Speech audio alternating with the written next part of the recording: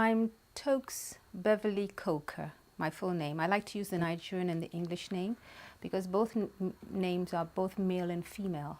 So I like to feel that I'm both male and female. In my former incarnation, I was a male, and this incarnation is my female, and it's my last incarnation before I move on to something else. So I like to be Toks Beverley Coker. That's why I don't have any kids. You, my children, and my grandchildren, and everything. Then I call myself an alchemical coach, but when I say it, it never sits well with me. So I don't know what to call myself. So I use the word alchemical coach. So I don't know whether I should say a soul coach, but I don't know.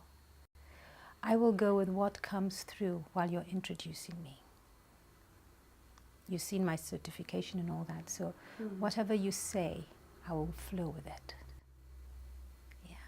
So energy will go into you and you'll know how best, because you know who the people you've introduced and you know how you could introduce me. So shall we go with that flow so that we work on the basis of total trust? Yeah? Can I just do a bit of invocation? Your Shakti? Prem. O legions of light, we are gathered by the legion of Prem, and the legion of Shakti, for I am legion of light. Toks, legion of light, Prem, legion of light, Shakti, legion of light. Toks, we gather now in the sacred space to make an offering to the world, to the galaxy, for we are legions of light. Thank you. Just to call our power in.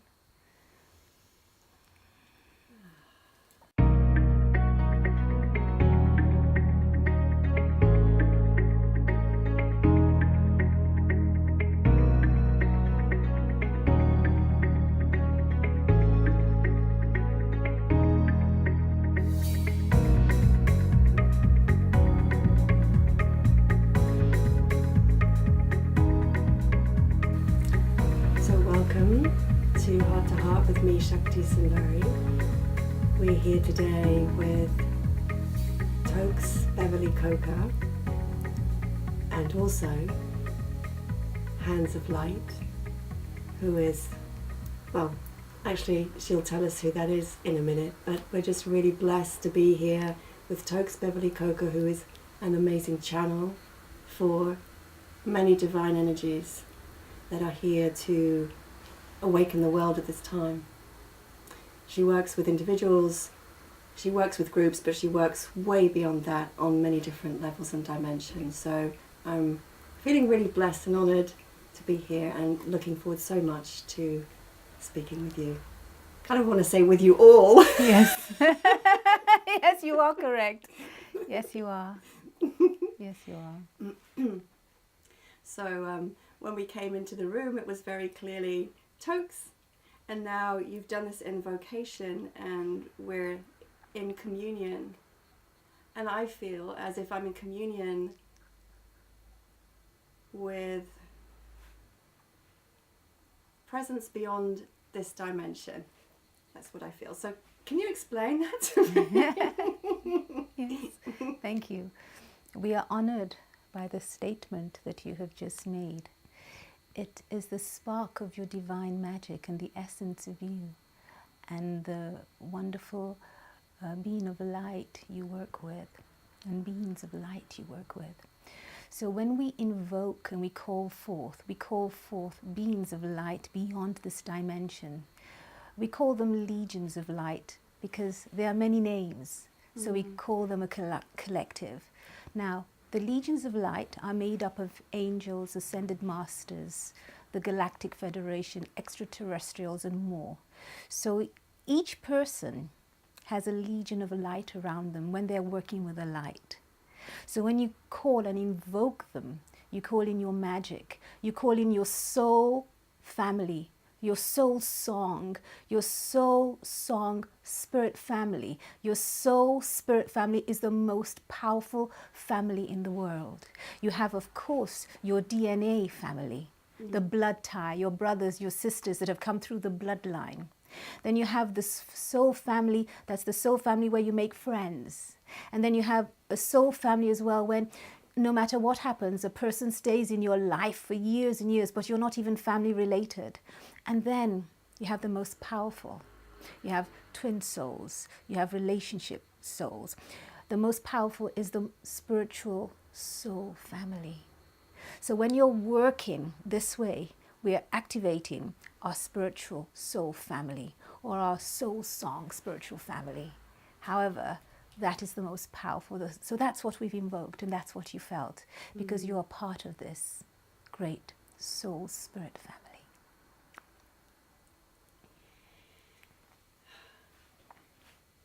It's kind of making my mind go completely blank.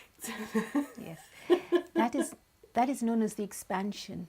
So what's happening is your consciousness expanding beyond words. And this expansion, you have to experience it to know it exists. Of course, with all the divine work you've been doing, it is easy for you to go into that expansion in a matter of seconds. So that is just the essence of who you are. It's very beautiful just to describe it for anyone who's watching this, you know, then what I experience is there is no question, there's simply bliss and complete and utter peace. Yes, yes. There's nothing to be said, there's nothing to be thought really, but it's just a state of resting, deep peace and bliss. It's unconditional love. We call it, it is called unconditional love. However, when you experience it, it is not unconditional love, it is beyond that. It is bliss and yet it is beyond. It is that inner knowing. It is in that void of darkness when you are one with the stars and the galaxy and the cosmic energy. You're one. There is a nothingness and yet there's a completion. There's a beginning and an ending and then there's no beginning and no ending. So it's, as you say, using the word bliss. It is a bliss. It is a bliss. How do you, as Toks, come to connect with these energies and be doing this work that you're doing today? Yes. When I was little, I was very ill and almost died. What was your illness? What happened? It was malaria. I was in Nigeria. So I thought, and my father is a gynecologist, and he came and gave me injections for many years, for many days. And all I could see was this man and woman, a witch, and they had made me ill to steal my soul. And I was a little girl, I was like not a teenager, just beginning, and I kept saying, you can't take me, you can't take my soul, you can't take my soul, you can't take my spirit. And they went, you belong to us, you are ours. And I kept saying, no, I'm not. And I suddenly realized, now I know what was happening, but then I was just a little girl. And what happens that you have what they call soul stealers, people who come and steal your soul when you're innocent and pure. So usually it can happen in childhood. It can happen when a person starts their spiritual energy. Can happen when you're taking too many drugs or drinking and then someone will steal your soul because your soul may be pure, but they'll leave a vessel of emptiness. So fortunately for me, of course, I had, unknown to me, I had the protection. So I was able to say no when they came. So every night around 4 a.m. or so, they'd come knocking through my window. My father wasn't there. I was alone. So I had to face it. It was either I got frightened by them or I didn't. And they were the people who were coming to visit my father. I knew them. I knew who they were.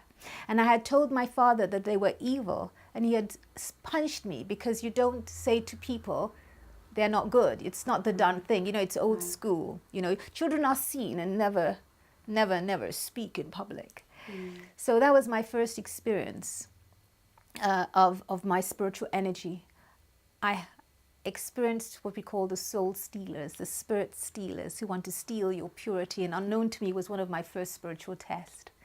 And then, so from a small child, I knew. And the first book I ever put against my heart was a book by Siddhartha, Quietly Comes the Buddha, which was Siddhartha Gata, the original Buddha, and I didn't know anything.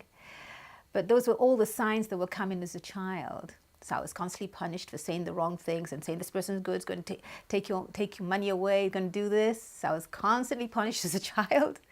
So your family were not in any way spiritual? Oh yes, my father was a chief. He was a shaman. He knew, but it wasn't the done thing. Even though I could be right, he couldn't accept that I could be right because I was a girl. Okay. Yes, and he was a professor, a shaman, a doctor, a gynecologist. Was at royal functions in the 1950s with the Queen, with the royal family. I had invitations and all that. So he was educated and spoke Latin. And when he was angry with me, he spoke Latin. And I thought he was angry with me, so I'd cry, not realizing he was actually saying Latin prayers. Because my father didn't punish you or keep a bad thought. He would make a Latin prayer when I was naughty. But he said to me that I was so easy to punish because my soul was pure. Yeah. And he said to me that I was so easy, but I was stubborn. If I asked him for something and he said no, I would walk away. My sister would beg and get it, and then he'd come and say, "You didn't come back." But my soul, my spirit was so strong in me. When I ask for help, I ask. If you don't want to give it to me, I withdraw. So I said, "I'll find the money and buy myself a pair of trousers," I said to him. He came and later on gave me the money. He asked me how, as a child, I was going to find this money. I said I didn't know, but I was going to find the money. So the beams of light have always been with me. And this energy vortex has always been there. That inner strength that even if I want something and you say no, it's all right. I will step back and go back and say, Source, provide this for me. The most important thing, my lovely little goddess before me, my beauty, my starlight that you are, is today is one of those kind of days where, as a crone, I am sitting with you and the being of light filming us. And it is one of my dreams answered that I had, that one day I would meet people just like you who would love me without questioning. And that's how I know that the legions of light and the power and this bliss you talk about is available and is there. And of course, when we live our mundane lives, it's very difficult because our mundane lives say we have to pay bills, we have to do this, we have to do this, we have to understand each other, we have to be tolerant. Even within our soul family connection, we have difficulty in understanding, communicating, in understanding the concept of love. I'm giving you this love, but no, this thing you're giving to me is not love. For me, that's not love. My love needs to be expressed this way. So if we don't communicate, so we can communicate in bliss. When we come to the physical aspect of our body, we need to communicate with words, with dialogue, with looking at our eyes, with listening, with body language. And sometimes this is not easy. And even whether you're in a relationship or with family or brothers and sisters, in a business, it's very hard. And all of a sudden, people can just get angry. So you allow them to be angry, and then you need to step back and say, how did I contribute to this?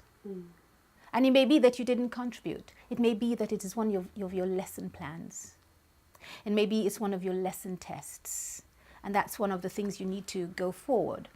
So for me to do my journey was, I was never going to have children or be married. And that's all I wanted. That's all you wanted? All I wanted was to have children and be married. And that wasn't my spiritual soul journey. So when I had children and I lost them, the last one I cried. And then one day I cried. I drove my car to try and commit suicide, to kill myself. How old were you when this was? In my late 30s or 40s. I drove the car. The doctors told me that my baby had died in me. So I got in the car, took an ice cream, licked the ice cream, got in my car, and I drove to go and hit another car. And what happened was that the window of my car hit another car, and then I heard a download. You will stop driving now. It is not your time to die. You are not meant to have. You are not meant to have. These are not your pathways. These are not. You are spiritual. You will stop the car. You will go home right now. You have a Buddhist meeting. You'll go and chant, and you will not say a thing to anyone. And I thought, wow, heavy duty. So I went to my Buddhist meeting and I chanted Nam-myoho Renge Kyo with the group, and everybody saw me crying. They thought, and I was happy. It was my 20th year of chanting. And my 20th year of chanting, met me with no children. I was my baby didn't have a heartbeat. So a few days later, I started to bleed. And my mother came in and she screamed at me and she said, "You're supposed to be a healer. What you doing? Answering phone calls and acting and your baby's coming out of you bleeding." Because a client called and I just changed. "Yes, hello, Toks Beverley here. Could I help you?" I changed from pain to professional. Help the person who was crying on the phone, put down the phone. My mother witnessed it and screamed at me. Meanwhile, I'm now bleeding. Then my partner says he can't go out with me because I'm not a healer and I'm losing the babies. Therefore, I could not possibly be a healer and I could be nothing. So you can imagine the test here. So I thought, wow. So Toks, how many, you said babies, so how many times did this happen? Twice that I know of, but I'm told it's 4 times. Yeah. But I know of 2 times with the same man, that my soulmate, my soul sexual spiritual mate, whereby when I made love to him, it was going straight into spirit. Making love to him was, but you see, although it happened for me, it didn't necessarily happen for him. So you may have a soul connection. It may be divine, spiritual, sacred sex. It may happen for you, may not happen for the other person. And then it may happen for them, but they may not admit it because they think that you're taking control. So again, having sacred sex, having intense relationship for the other partner to understand it, and even for the group of friends around your people is another dimension. You have to only know. So a few years later, when he said to me, to ask him for forgiveness, to apologize deeply that he shouldn't have treated me the way he did. Many things he said that I can't repeat here, but made me question myself as a healer.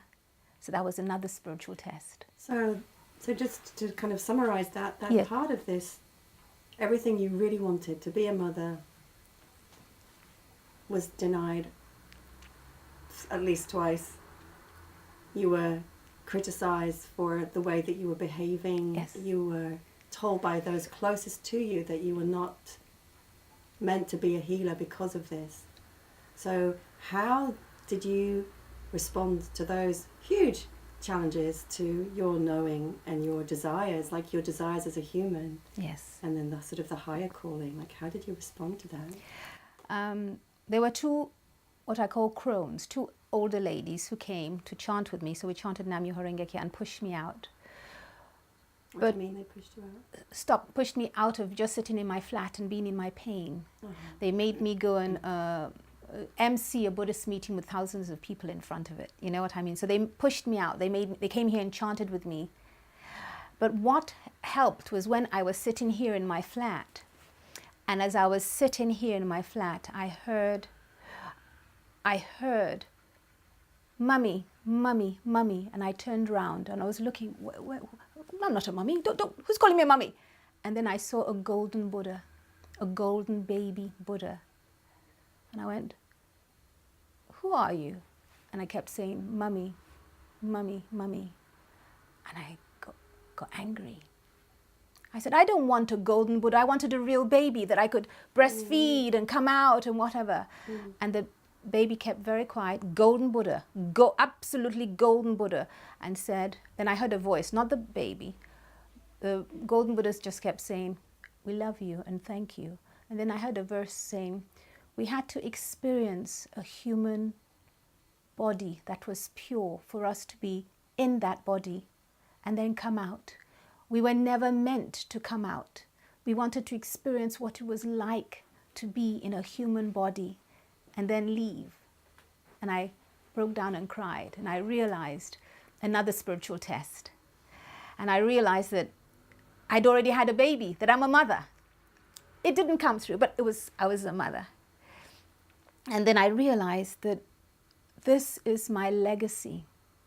My legacy, because when I asked, what's my legacy? I saw a golden Buddha, and the energy that came through was that my spiritual work is my legacy. What I do beyond what is the physical. Some people, they have children, and at the age of 40, they're doing their spiritual work. I was doing it from a little child. So it was, the marking was there, but I wanted to live in the real world. And I fought it. Yeah. But the reality is, no, I am meant to look after other people's children and help people have children when they couldn't have children, and give them the power, because I've gone through that pain. I've lost, and on the day that I buried my father, on my birthday, 7th of July, was also the day I was losing my final child, bleeding. So 7th of July represents my birthday, the burial of my father, and the bleeding of my child. And in my culture, when a father dies, sometimes you have to lose a child, and the death of a child, of the eldest child, i.e. myself, protects the living people. So again, I was like a human sacrifice. But you have to understand this from a spiritual, vibrational, life and death. So you give life. My father had died. My baby was bleeding out of me. So there was another death. There were 2 deaths. What is that? Life and death, the rebirth of something, and the protection. In the culture, it represented that losing my baby was me as the elder protecting my brothers and sisters, who are my children. So it's a different philosophy. It's not easy to comprehend. But when you go into the vibration of spiritual law, it's different from human law. Yeah. You can forgive someone who's killed you or murdered you or hurt you deeply. The father of my children, I used to pray for him to die. But really, I didn't want him to die. I wanted him to transform and come back to me with love. Today, he's not married. He has no kids. He said to me the other day, if I found a younger version of you, I would marry her without thinking. Because, of course, I was 13 years older than him. So it's interesting, we're now good friends. We talk on the phone because I was determined to make sure I purified this before I left this earth. I was not going to come back with that energy. I was going to challenge all the pain and be able to still smile, because now I'm a crone. So what is the purpose of your being? You said before at the very beginning you were incarnated as a man before, you're incarnated as a woman now. Yes. Do you have a strong sense of your purpose in this lifetime? Yes. I believe that one of my strengths is anchoring the male and female within a person. So you can be strong as a woman and strong as a man, and you can have both energies balanced within you. It's easy to want to be strong. I'm a man. I'm a woman. We're both the same. So I can be feminine, woman, warrior power. And I can be masculine, man, warrior power. But both energies are within me. And my name, Toks, is a name for both male and female. And my English name, Beverley, is a male for both male and female. So even my parents named me names that were both male and female. So even before my time, before I was aware, my parents, unknown, were doing the right things, calling me a name or 2 names that were both for male and female. Yes. So I feel that my work that I do is helping others or individuals to come back home to themselves. Because we're so scattering our energy, listening to other people's points of view, giving us judgments about our relationship, about our business, about our family, when if we just came home to ourselves, to our heart, we pulled ourselves in. Just like that. I pull myself back in. And through that, we come and settle back home in ourselves. Because our first body, our first home is our physical body. And if we're not comfortable with our physical body coming home, how can we be comfortable in another relationship, in a business, in another home, with another person, in another group or community? I believe that the community helps in relationships, and a community of the right gathering can help a person through their pain. So through my pain of loss, I had the gathering of a few friends who were there to help me. And it was not easy. I cried every day for 10 years, but nobody knew, because I didn't reveal it, because it was my private pain and my spiritual test. It took a long time, not because I was depressed, no, but because I had to deal with the reality of the work. And somebody said, oh, if you were a healer, you should have done it better. I said, no, because I'm a healer, I'm healing my physical energy body at my pace, not a spiritual pace.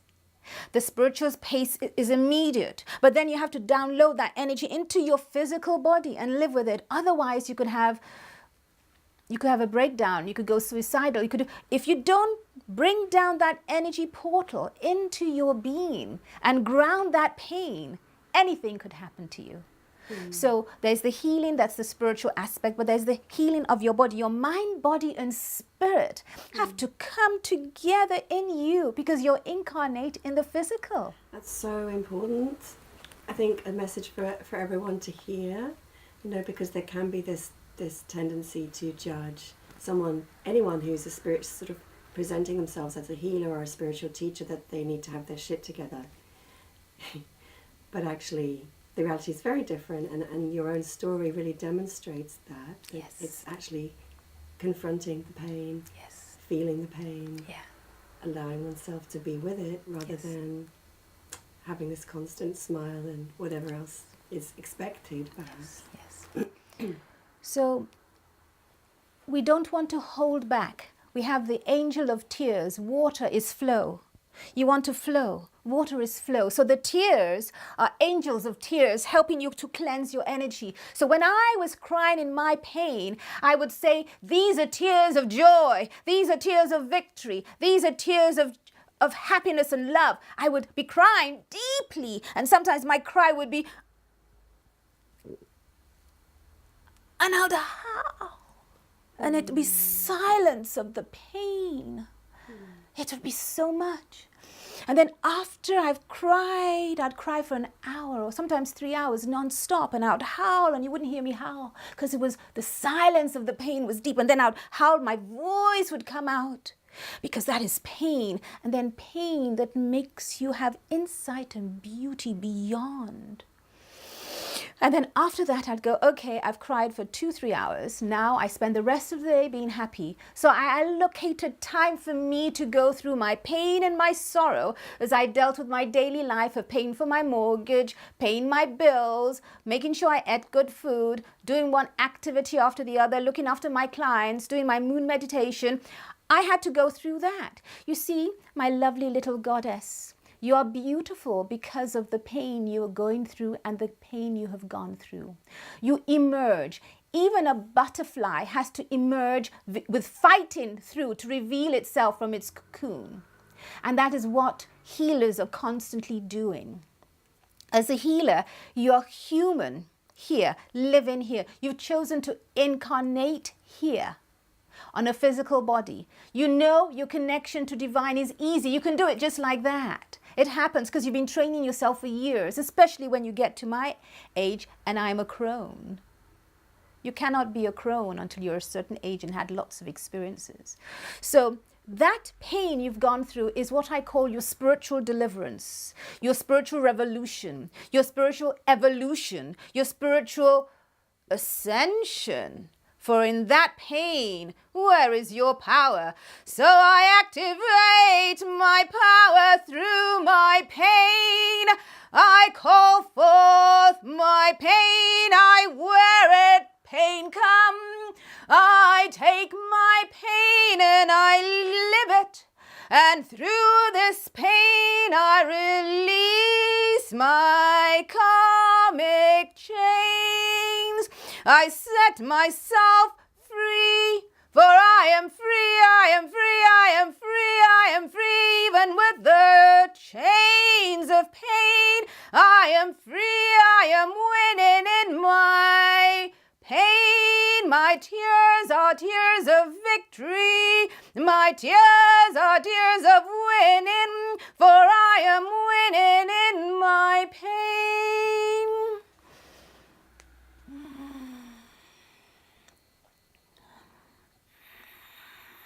I am winning in my pain. And then I would allow myself to heal, to face my pain, not deny it. You see, if you deny your pain, then you have dis-ease, you have cancer, you have schizophrenic, you have trauma. post-traumatic stress. You have many symptoms. And then you begin to lie to yourself. Your chakras, they frizzle.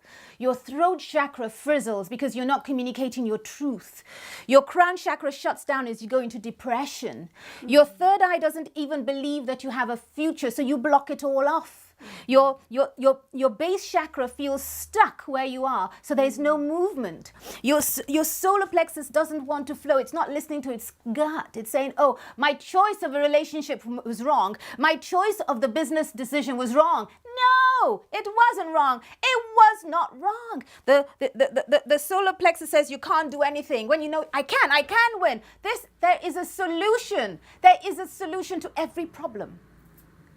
However, in that solution, in the soul song, how are you singing? How is your song singing? So your soul song is your joy and your happiness. So sometimes your soul will howl like a wolf. And sometimes it'll laugh like a happy dog, you know? So when you connect with your soul song, as you live in this incarnation and connect with spiritual beings, the legions of light, know that they are always around you, even in your deepest of pain, and especially in your deepest of victory. So we allow ourselves the reality of living here on earth, because from what I have seen, some of the greatest leaders had a lot of pain. Some of the greatest leaders and greatest healers were crucified and attacked and killed by the people around them.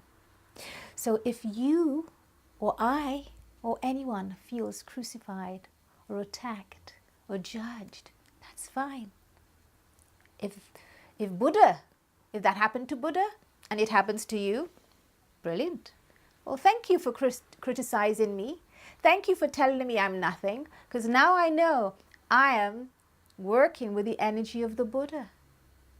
I'm working with the energy of Christ consciousness, because as I am being criticized by you, I am healing myself. I am coming back home to myself to realize, to extract what doesn't serve me, and that is your criticism, because it's not mine, it's yours. I'm dealing with my own issue, my own human revolution. So as I work with my own human revolution, a few years later they go, oh, Toks, you're blooming. You have a place. You got this. Yes, you got this. I go, yes. Why would you think I didn't have it?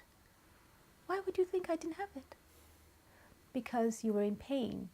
I said, but that was the past. Pain's not my future. That was my energy of now when I was going through that now. So in your soul song, you have to talk to yourself, your mind, body, spirit. You have to work on many fundamental levels. And that's easy. So welcome any pain and know that it's your soul song. And then the soul song will transform. You will transform to something even more beautiful, even more radiant. Yeah. Have you got a message that you would like to share with the world in parting? Yes.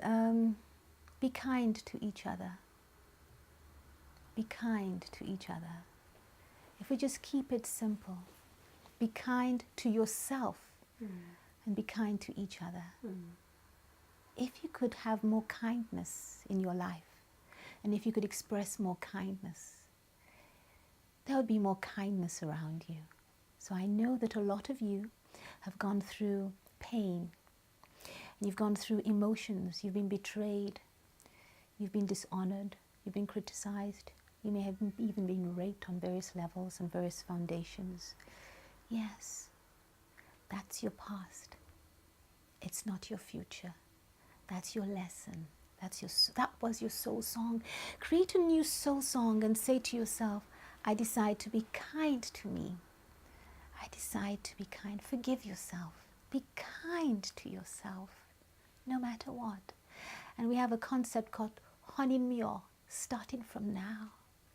So keep activating the statement Honinmyo, starting from now. It is Sanskrit, a Buddhist concept.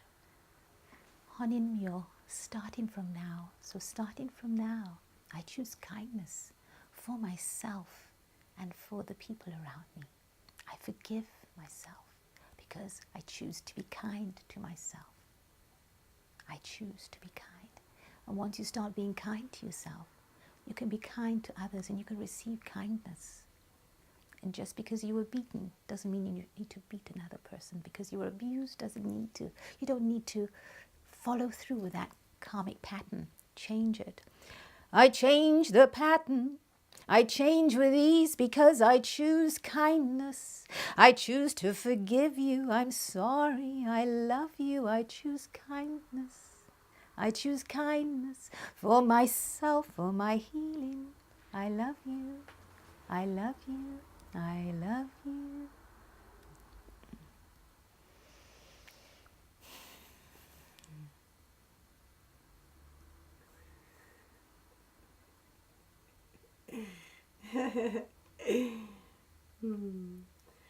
I know our interview's almost at an end, but I just have to ask you this, and I just want to know about your decorations.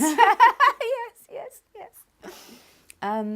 The feathers Yeah. represent my connection to the air, the elementals, but also to the cosmology, to the North Star. So I'm constantly connected to the galactic frequencies, the stars, the planets, the Milky Way, Sirius, Pleiades. That's my connection. So that's eagle energy. Mm-hmm. So that represents the hawk, mm-hmm. the air elements.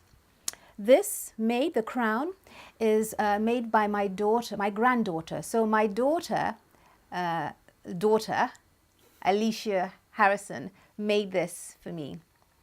So her mother was told she wouldn't have kids, and my father came to me in the blessing and we saw a child. So Alicia is my grandchild in my world. Yeah. And she made this for me and gifted it to me on my birthday.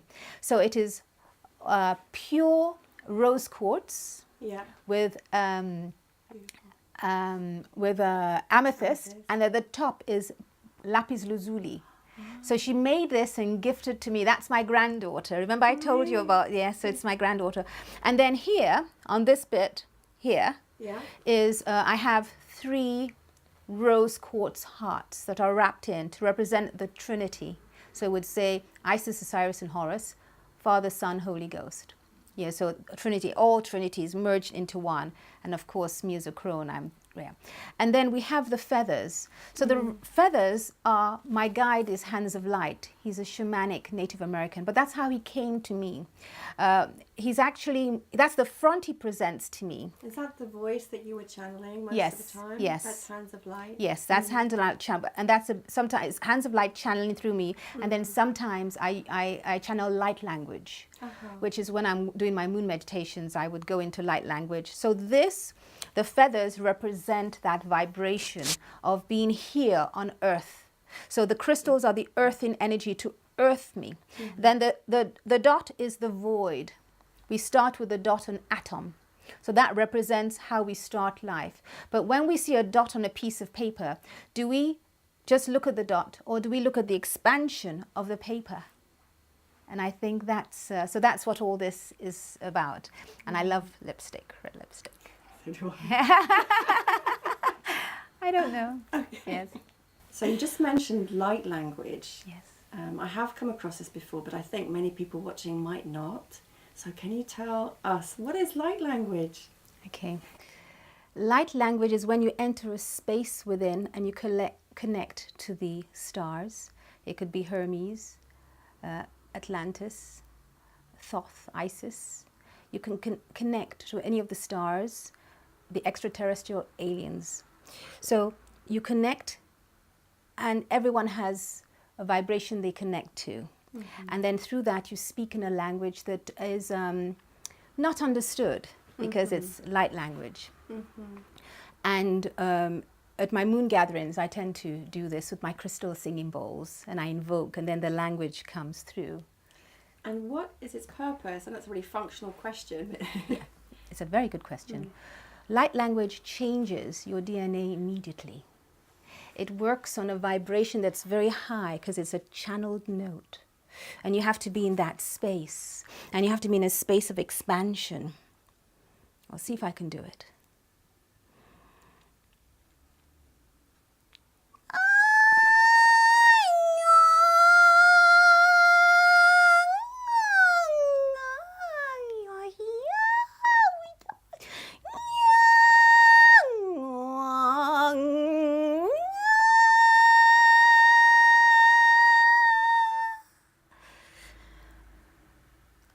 So you go into a space and you come out of your body and you connect to frequency, and then it speaks through you. So it's light language.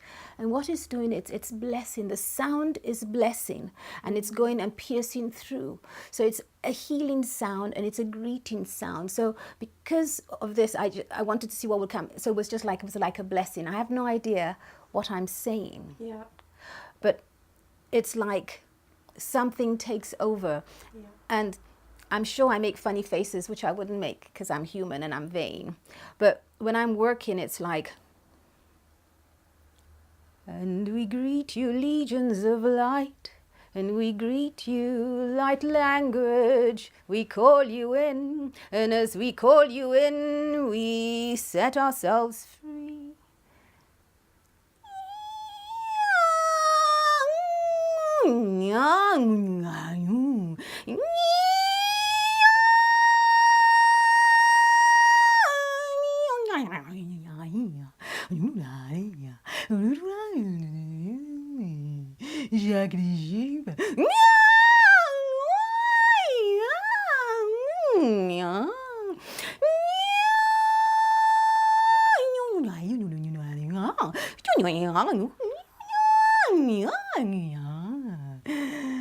Hello. It's nice to see you and to feel you.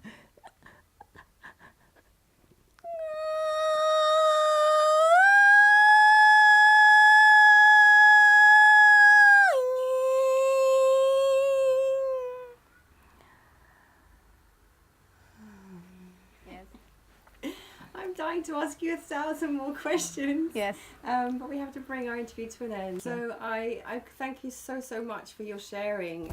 It's taken us on quite a journey into many different realms, really. But there's some really juicy messages there for everyone and for me too. So thank you. Thank you. We are honored.